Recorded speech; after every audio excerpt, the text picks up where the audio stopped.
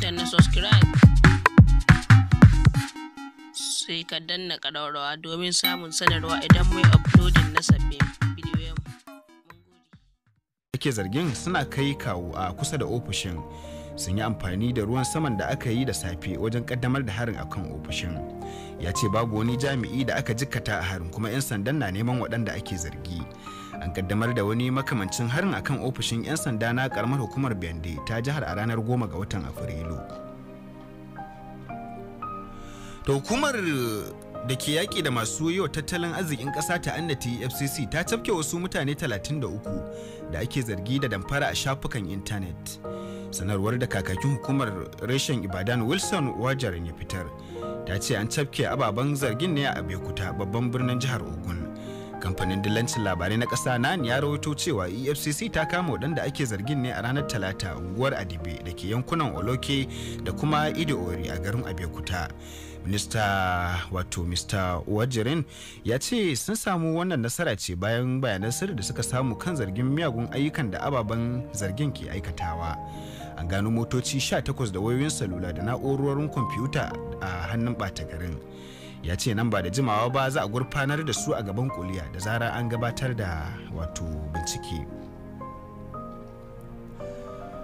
To kamar yadda aka ji a shimfiɗar shirin, 'yan sanda a jamhuriyar Benin sun cafke Kyaftin Sani Guruza, sojin da ya yi yunkurin kifar da gwamnatin jamhuriyar Nijar a ƙarshen watan Maris ɗin da ya gabata, tare da miƙa shi ga mahukuntan ƙasar.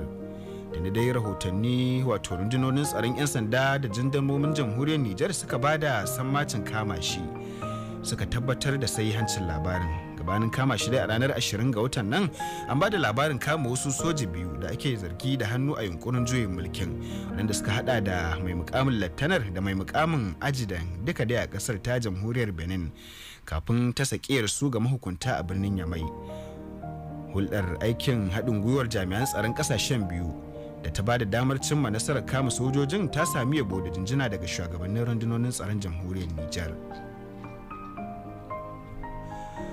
Wata kota a Senegal ta wanke wasu 'yan kasar Mauritania 3 da aka tuhuma da laifin kai munanan har-haren ta'addanci har biyu a kasashen Burkina Faso da Cote d'Ivoire a shekarar 2016.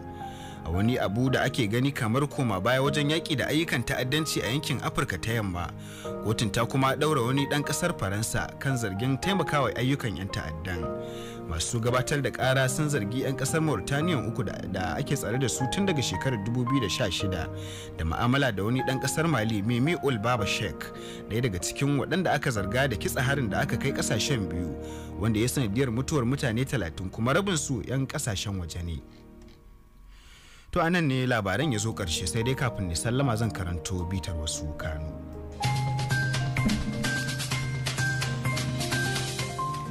To kun ji cewa babbar jam'iyyar adawa ta PDP ta ce babu zaɓe a shekarar 2023 matukar matsalar tsaron da ƙasar nan ke fuskanta ba ta kau ba, yayin da wasu majiyoyi a jihar Yobe suka musanta rahotannin da ke cewa 'yan Boko Haram na rabon